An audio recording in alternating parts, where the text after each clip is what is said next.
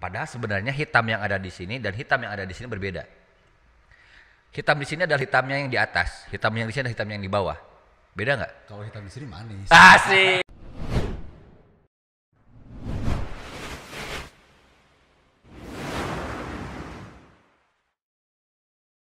Tamu kali ini seorang sahabat sekitar tahun 94.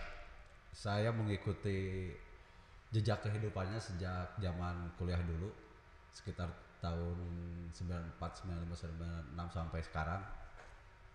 Dia adalah sosok yang unik, sosok yang aneh, sosok yang menginspirasi, sosok yang ugal-ugalan dalam tanda petik, sosok yang teman-teman bilang sosok yang arogan. Satu lagi, dan ada ciri khasnya ketawanya ini saya nggak bisa lupa. Teman-teman saya di kampus dulu nggak bisa lupa dengan ketawanya yang memang lepas gitu. Dan ini saya sudah tunggu-tunggu kehadiran dia di studio inilah ini. Saya perkenalkan Kang Fahmi. Saya menyebut beliau sebagai seorang mehong. Kang Fahmi ini luar biasa. Dia bermetamorfosa, kadang-kadang bisa jadi guru, kadang-kadang bisa jadi dosen, kadang-kadang bisa jadi preman, kadang-kadang dia bisa jadi seorang yang ugal-ugalan, kadang-kadang sekarang dia beraktivitas sering pakai motor trail. Kemana-mana dia selalu pakai motor trail. Ada satu kalimat yang sampai saat ini saya selalu terngiang-ngiang gitu. Jadi satu saat dia sudah lama, sekitar ada 5 tahunan tidak ketemu dengan saya, dia berpesan, hidup itu cuma satu, bagaimana kita bisa bermanfaat buat orang, terlepas orang melihat kita A, B, C, dan D. Dan ini sangat menyentuh sekali, karena memang apapun yang kita perbuat selama itu baik buat orang lain ya harus kita lakukan gitu. Dan itu yang selama ini menginspirasi saya untuk bisa terus berkreasi, untuk bisa terus bermanfaat bagi orang lain.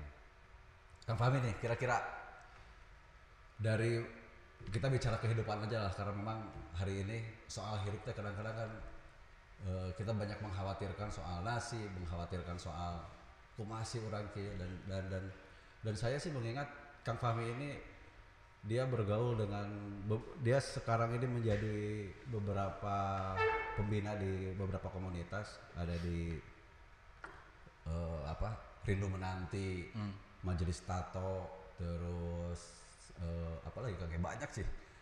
Dan ini jangan salah, ini kepala sekolah di Pondok Madrasah Aliyah Pondok Pesantren Manbahul Huda di Cijaura. Dan murid-muridnya asik juga, kreativitasnya bagus juga, dan bisa dilihat di channel YouTube Manbahul Huda, luar biasa. Langsung aja nih Kang Fahmi, kira-kira apa sih yang memotivasi Kang Fahmi bisa dengan gayanya sekarang bisa menjadi kepala sekolah, bisa menjadi filsuf, bisa jadi filsuf keliling, bisa jadi dosen, segala tukang dia memang mahir. Jadi dia itu kadang-kadang selalu bermetaforfosa dalam mengadaptasi dirinya gitu. Lamun binatang mana namanya lain kadal namanya bunglon atau warung ada teh iguana. Kumaha teh kan naonnya ya apa ya, setiap orang punya potensi untuk bermetamorfosis, untuk bisa menjadi apapun dan bisa memberikan apapun pada dasarnya. Cuman kan kadangkala itu terhambat atau dihambat hanya gegara musuh bersama sebenarnya. Penghambatnya adalah musuh bersama kita, malas. Hanya itu aja. Haloream we, hasi haro teh hero pisan. Jadi saya percaya setiap orang itu punya kapasitas untuk bermetamorfosis menjadi apapun. Kenapa? Karena saya yakin dan saya percaya setiap pada diri manusia itu, baik secara gender, baik secara ras, secara apapun, mereka punya potensi yang sama. Dia bisa menjadi apapun. Seorang manusia itu bisa menjadi apapun. Nah, Ketika cuman masalahnya seringkali yang saya temukan itu orang itu tidak sadar bahwa dirinya itu bisa menjadi apapun. Ya. Akhirnya yang terjadi rata-rata yang lain adalah hanya berkutat pada apa yang tampak, berkutat pada apa yang seolah-olah ada lingkungan aku mah sudah seperti ini, dan akhirnya selalu blame yang lain, selalu menyalahkan yang lain. Nah ini salah satu barangkali salah satu batu sandung rata-rata orang-orang seolah-olah ngerasa aku mah kieu wae gitu kan. Nah sebenarnya kalau buat tahu sih kalau orang sudah mengatakan aku mah gini-gini aja, saya khawatir orang itu tidak bersyukur. Padahal dia sudah berpindah ruang dan waktu dan umur dan seterusnya, bukankah itu perubahan? Tapi masih mengatakan aku mah begini-begini aja. Nah ini batu hadang yang harus kita halang rintang untuk mampu melakukan itu. Dan saya bagian dari orang yang saya pikir kalau saya mah apa ya, jelema bosenan pamang nama. Saya kategorinya bosenan, terus selalu pengen mencari sesuatu yang lain, dalam artian pada hal yang sama itu pasti tidak pernah selalu sama. Kalau kita cermati akan selalu mendapatkan beda. Misal, mari kita bermain aja dulu. Ini botol tumbler ini kita lihat secara warna. Yang ini warna apa, Kang? Hitam. Yang ini warna apa? Ya, hitam di yang ini juga, yang bawah juga, hitam juga. Sama nggak hitamnya? Sama. Nah, kita terjebak pada hanya melihat pada sisi samanya saja. Padahal sebenarnya hitam yang ada di sini dan hitam yang ada di sini berbeda. Hitam di sini adalah hitamnya yang di atas, hitam yang di sini adalah hitam yang di bawah. Beda nggak? Kalau hitam di sini manis. Asik. Nah, inilah yang kemudian keberanian semacam Kang Tantan tadi, ini yang kita butuhkan. Keberanian mendefinisikan diri, keberanian memaknai diri, ini yang sebenarnya bisa menjadi potensi untuk bermetamorfosis. Oh iya. Justru ini Kang, saya sih sempat kaget gitu ya ketika Kang Fahmi ini memang lahir dari lingkungan pesantren, Yeah. gitu, lahir dari seorang kiai, terus dengan penampilan yang menurut saya sih aneh lah seorang kepala sekolah gitu kan, seorang kepala sekolah, seorang dosen, seorang ilmuwan katakan, memang iya ilmuwan karena memang pendidikannya sudah S3 sekarang, pemirsa jangan salah. Can anggeus. Ya, tapi kan ongoing. Gitu. Pidoana. Dan memang jurusannya juga berat juga, filsafat jangan salah. Terus saya sih ngerasa kok ada apakah memang karena gayanya yang nyentrik begini sehingga orang-orang menjadi kan sekarang kan rasa aneh-anehnya. Oke. Ini menjelma aneh jika saya harus memberi kepercayaan kepada orang-orang aneh. Aneh dalam pengertian pakaian gitu, sikap, gaya gitu. Tapi ngesi gitu ya. Okay. Ngesi. Terus ada satu, saya pernah lihat di satu konten Majelis Tato. Itu siapa namanya Kang? Siapa yang pertama tuh Kang? Frankie Vino. Frankie gitu ya. Oke. Dia sempat bercerita soal bagaimana mendalami soal agama gitu, sehingga Kang Fahmi salah satu referensi. Itu bisa cerita deh Kang, kira-kira Kang Fahmi ini dengan gaya yang memang menembus ruang-ruang lain gitu. Apakah ini salah satu strategi untuk berdakwah? Yeah. Apakah ini salah satu strategi untuk bisa membaur dengan orang-orang, atau memang yang emang geus baheula kieu banyak kieu we. Aing kumaha aing. Enggak, saya percaya setiap orang, bahkan saya sendiri pun ketika mereka melakukan apapun, mereka berperforman apapun, saya yakin setiap orang, bahkan yang saya lakukan sendiri itu by referensi. Ada referensinya. Seperti hanya saya juga, saya punya referensi. Kenapa saya kemudian mengambil pilihan dengan cara seperti ini? Dan saya yakin juga Kang Tantan punya semacam cerminan idolanya sendiri. Setiap orang tuh saya yakin punya. Misalkan yang kameramen di sana kenapa memilih pakai model topi seperti itu, setelan kemeja dengan celana PDL semacam itu, gue yakin dia punya idolanya, gue yakin. Sadar nggak sadar, yang akhirnya menjadi ya aing gitu, seolah-olah padahal menang copy paste ini sejen gitu kan ya. Terus iya copy paste nanti mana? loba. Loba. Nah ini yang saya ceritakan. Saya termasuk orang yang menyukai membaca biografi. Ya. Saya suka dengan biografi banyak orang-orang yang, karena orang yang kemudian dibiografikan itu rata-rata orang-orang yang yang bisa dikatakan oleh dunia, oleh masyarakat, mereka yang berhasil memberikan pengaruh misalkan.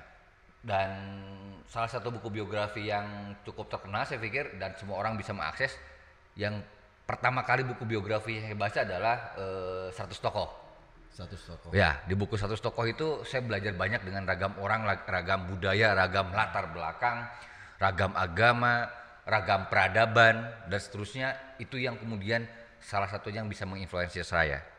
Nah, garis atau benang merah yang saya dapatkan dari pembacaan terhadap tokoh-tokoh besar semacam tadi, pertama, orang-orang itu semua adalah orang-orang yang menerima dan percaya pada dirinya sendiri.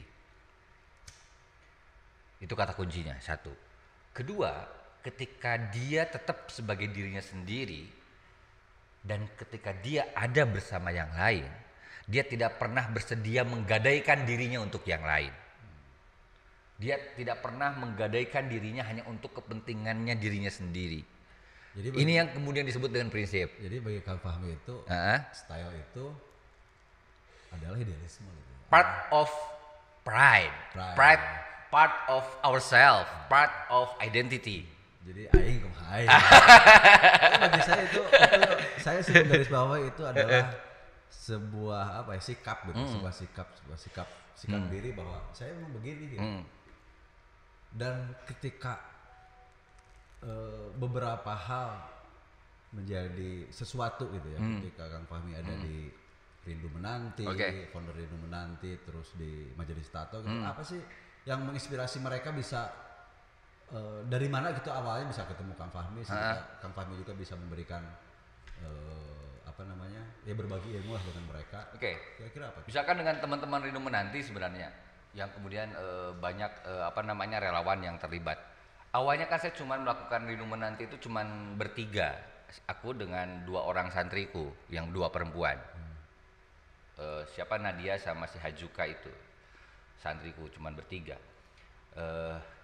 Kenapa cuma bertiga? Kenapa tidak mencoba merekrut banyak orang dari sejak awal? Karena apa yang kami lakukan itu pada dasarnya jangankan oleh bertiga, sama 1 orang juga bisa dilakukan kegiatan semacam Rindu Menanti.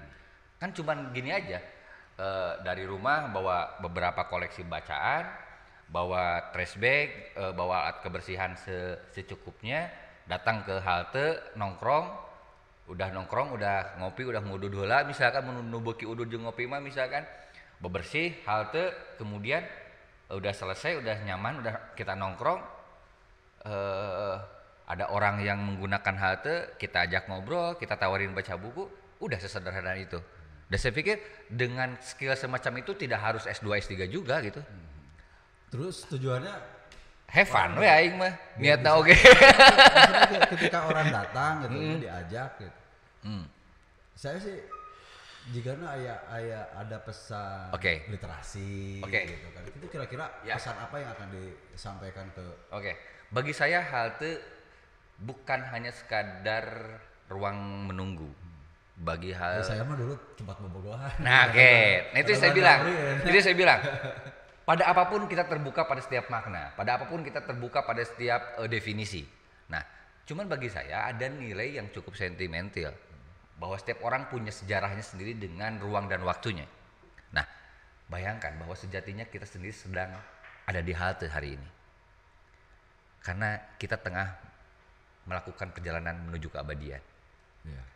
Dan halte adalah ruang kesementaraan. Bukankah dunia juga bagian dari ruang kesementaraan? That's the point. Jadi halte mah sakedeung gitu. Sakedeung di dunia oge sakedeung. Di dunia oge sakedeung. Nah, tinggal bagaimana kita memaknai kesementaraan kita. Apakah cukup hanya dengan berdiam diri dan menunggu yang datang? Bukankah itu hal yang membosankan? Ini itu menyebalkan pisan gitu. But how to be meaningful, itu yang harus kita lakukan. bahwa pada setiap ruang menunggu adalah ruang yang paling membosankan, tapi kita ada di sana. So what should I do? Berarti ada pepatah yang bilang pekerjaan yang paling Membosankan adalah menunggu.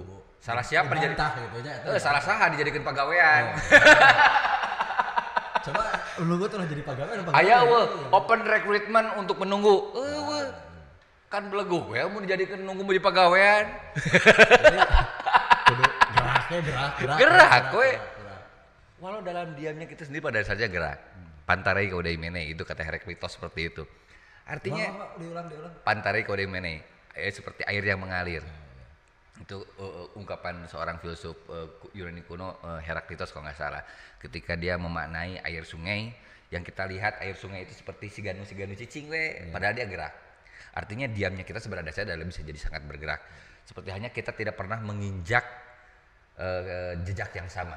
Ketika di sungai, injakan kaki di sungai, angkat ada jejaknya kan. Tapi ketika kita menjejaki lagi yang ke tempat yang sama, tempat yang sudah kita pijak awal itu sudah berubah. Karena terbawa arus. Pun kita. Artinya kita nggak pernah sama. Dan ini sama nilai-nilainya dengan nilai-nilai ilahiyah yang sifatnya maha baharu. Selalu baru. Nah artinya saya mengambil garis bawah, namun kita hanya sekadar merasa gini-gini aja, berarti tidak berketuhanan. Kita harus selalu baru dan bosan dengan hal yang tetap, karena kita harus berubah. Pertanyaannya berubah mengubah kemana? Dan ini yang kemudian ini yang membuat kemudian saya bersedia bergaul dengan siapapun. Ini yang kemudian saya bersedia menembus, kalau kata Kang Tan mah semua ranah, semua kalangan masuk misalkan. Ya karena saya ingin baru terus gitu. Saya nggak mau terjebak pada kebosanan yang sebenarnya kebosanan itu saya sendiri ciptakan sebenarnya. Tanpa sadar sebenarnya kita sendiri menciptakan kebosanan, bukan gara-gara lingkungan, bukan gara-gara orang lain. Kenapa selalu menyalahkan orang lain? Karena kita sudah tidak ada lagi yang bisa lakukan atau lebih tepatnya mengkoreksi diri jadi akhirnya nyalahkan batur jadi pegawainya nyalahkan batur pada akhirnya itu kan bahaya juga.